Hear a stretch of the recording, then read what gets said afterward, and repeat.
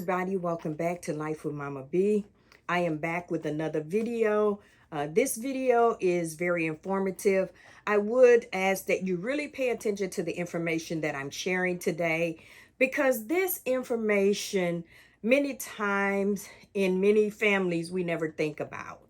So what I want to do is to shed some light so that we can do better, when we've lost a loved one.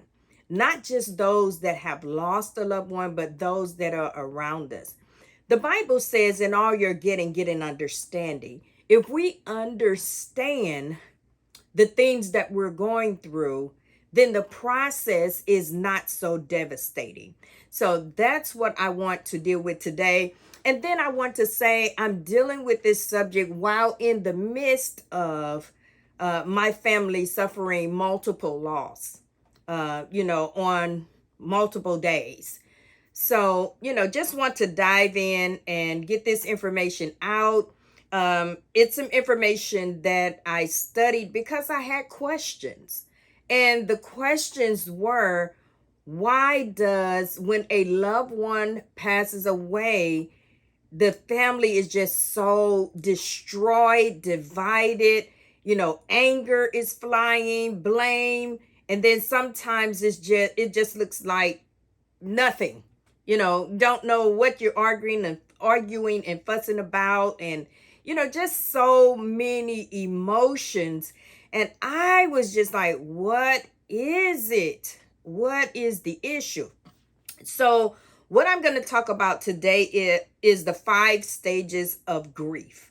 The 5 stages of grief. This is going to be some great information. I can relate to a lot of the information. The 5 stages that we're going to be looking at today was developed by Elizabeth Kubler-Ross. And so I just want to share these things with you, and prayerfully that, when you recognize something, when you understand something, you're not part of the problem, or you're not a part of the total distraction, because it really distracts us from celebrating the life of our loved one when there's so much anger and animosity and just all kind of bickering in the family. So let's go ahead and get started here. The 5 stages are denial, anger, bargaining, depression, and acceptance. And just, hearing the names of those, I know we can kind of identify, but I want to go in, just a little bit. The video won't be long, but, just to look at some of these, and then to name some of the symptoms that, hopefully you can identify with. One thing that I pray that comes from this information is that, those of us that hear the information and really take it in, we can recognize those things and then know how to approach them to where it's not such a blow up about everything. So let's go ahead and look at it. The first one we're going to look at is denial. And before I go further in that, let me say that these are not in any necessary order, and then people grieve in different ways. This may not be for every family. This may not be for every person, but let's just take a look at it, because we can probably identify some of the characteristics in these. The first one is denial. Feeling numb is common in the early days after a bereavement. Some people at first carry on as if nothing has happened. And I know that we have seen that. It's just so, it's so unreal, to the person till, denial comes in, sets in, like it hasn't even happened. They know that it happened, but it's like, this is not happening. Okay, let's keep going. Even if we know with our hearts that someone has passed away, it can be hard to believe that someone important is not coming back. And this can happen, even if your loved one was sick or if they were not sick, if it was just to us an unexpected death. Okay. It is also very common to feel the presence of someone who has passed away, hear their voice, or even see them. So let's look at some of the symptoms of the denial stage. So denial can look like avoidance, procrastination, forgetting, easily distracted, mindless behaviors. Come on, we've seen these. Keeping busy at all times, thinking and saying, I'm fine or it's fine. We can identify with some of those. That's what it can look like. And then here, this is what it can feel like. We're still talking about the denial stage. Shock, numbness, confusion, and then some people just shut down. They just, shut down. Let's go on, because I don't want to make the video long, but I need this information to get out here. We need an understanding so that we can take this process by storm, okay? With great understanding for our loved ones, and that we can be the solution, okay? The next stage is anger. And remember, I'm not dealing with these in any particular order. So anger is a completely natural emotion and very natural after someone passes away. Death can seem cruel and unfair, especially when you feel someone has passed away before their time or you had plans for the future together. It's also common to feel angry toward the person who passed away or angry at ourselves for things we did or didn't do before their death. That is anger. Now let's look at some of the symptoms or characteristics of the anger. Okay. It says anger can look like sarcasm, irritability, being aggressive or passive aggressive, getting into arguments or physical fights. We see it so much. Increased alcohol and drug use. We see that in our family so much. If we attack this without being in denial, this is going to bless us.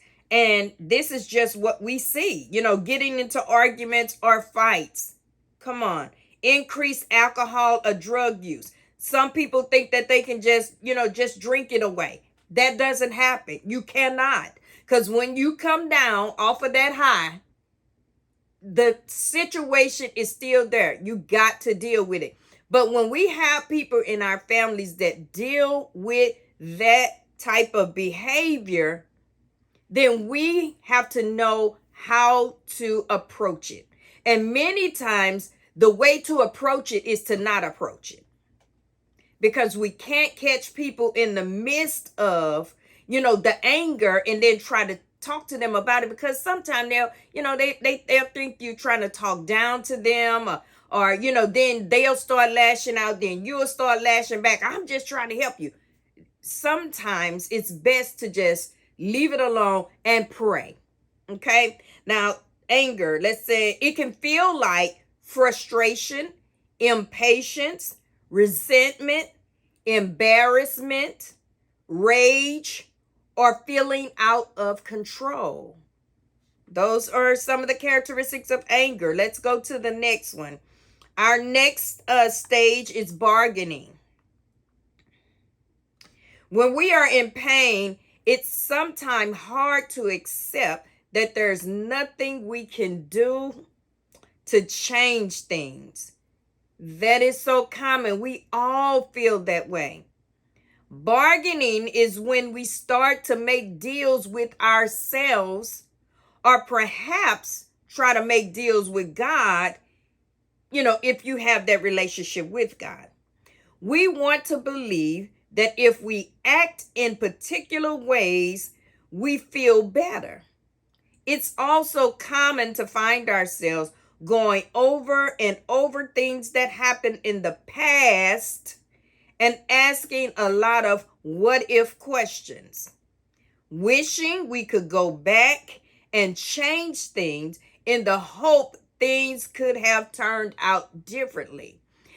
We have to understand there is no bargaining for that because we all have an appointed time to leave. We all have an appointed time to leave. But many times when you're not on, you're not the person leaving, it's hard to understand, hard to comprehend, with the people, with our loved ones that we have left behind. So let's look at some of the characteristics of bargaining. So it says bargaining can look like overthinking or worrying, comparing self to others, predicting the future and assuming the worst. Come on now.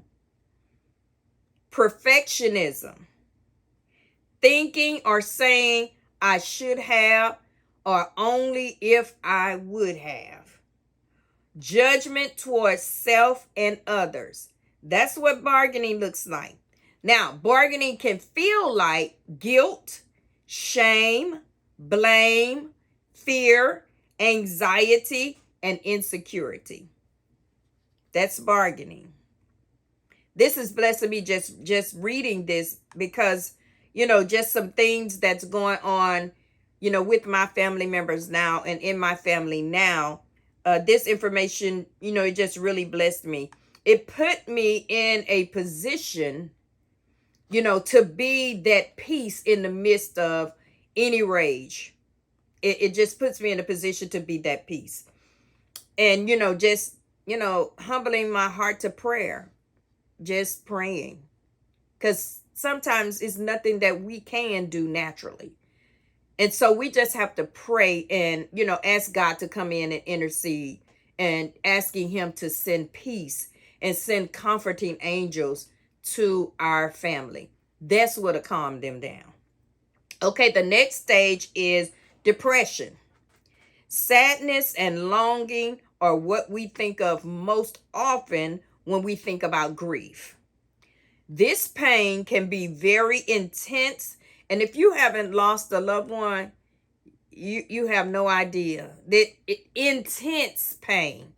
Just intense pain, okay? And come in waves over many months and years. Life can feel like it no longer holds any meaning, which can be very scary. And we see that a lot of times, even with the shooting in the elementary school that just happened, and one of the teachers that passed away, her husband passed away days after, just heartbroken. And so he passed away shortly after. And many times, that's what happened to us. It's like we don't even want to go on with life. We just kind of stop. Everything just kind of shut down. And we fall into this place of depression. Okay, let's look at some of those characteristics. Let's see what this looks like. Okay, so it says depression can look like sleep and appetite changes, reduced energy, reduced social interest, reduced motivation, crying, increased alcohol or drug use. Depression can feel like sadness, despair, helplessness, hopelessness, disappointment, overwhelmed. Let's keep going. We got this. We're on the last one. Some of these things, we can recognize in ourselves, and then we can begin to get help. There is help. There is no shame in getting help. You need to talk to somebody, reach out. Hey, I think I'm in this depression stage of grief. I need some help. Reach out, get some help. It's okay. It's hard. It's more than a notion when you're losing your loved ones. Okay. The last stage is acceptance. Grief comes in waves, and it can feel like nothing will ever be right again.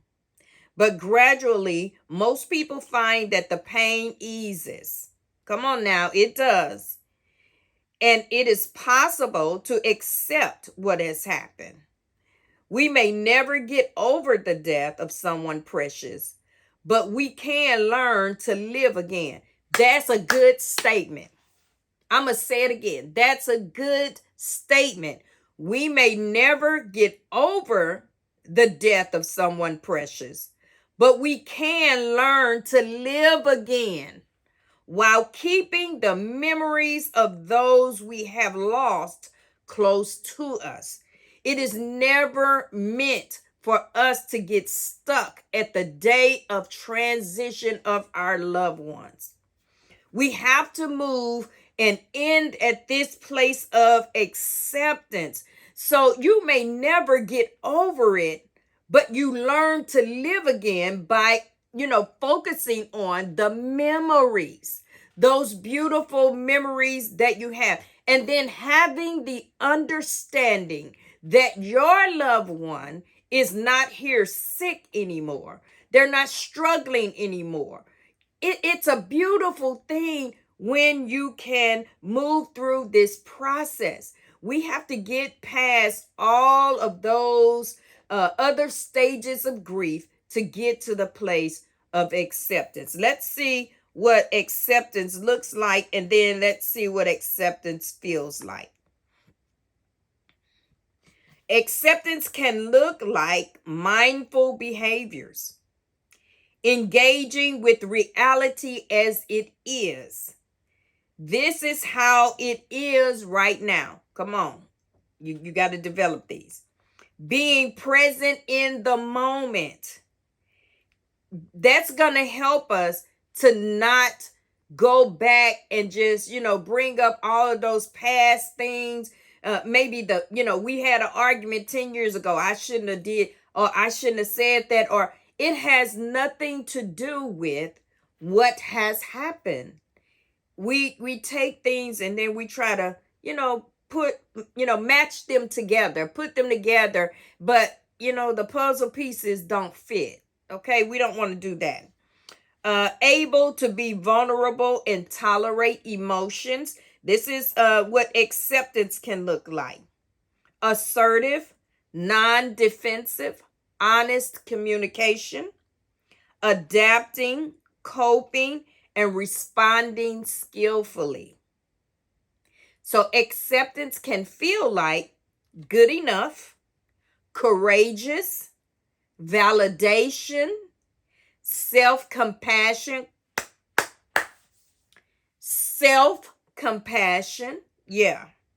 pride, and wisdom. That's what acceptance can feel like. So, I just wanted to get on and share this information with you. I believe that if you really, just sit down and ponder on these things, the process will not be devastating. If we understand what the processes are, if we understand where we are in the process, we can reach out for help. Just remember, all of us have to go at some point in time. But because the word of God says no man knows the day or the hour that the Son of Man shall appear. No one knows. We don't know when that day and that time is. So I encourage you today, live your best life for God. Live life for God. And we don't have to worry about, okay, I'm going to do this at this time. And then, and then I'm going to get my life together. No, get your life together now. And you will see and you will understand it's the best life that you could ever live. Just to live and walk in the love of God is like no other. It gives you a great sense of understanding. It gives you revelational knowledge, and it helps you through this process. I pray that this information has blessed you. If you have not subscribed to my channel, go ahead and subscribe now. Hit that notification bell so that you don't miss a video. And go back, look at some of those videos. All of my videos is to encourage, is to uplift you so that you can be a better you. My next video, I'm coming with some affirmations that, listen, I'm going to help you to help you. And it's going to be great. Thank you so much for tuning in. I love you guys to life. Bye-bye.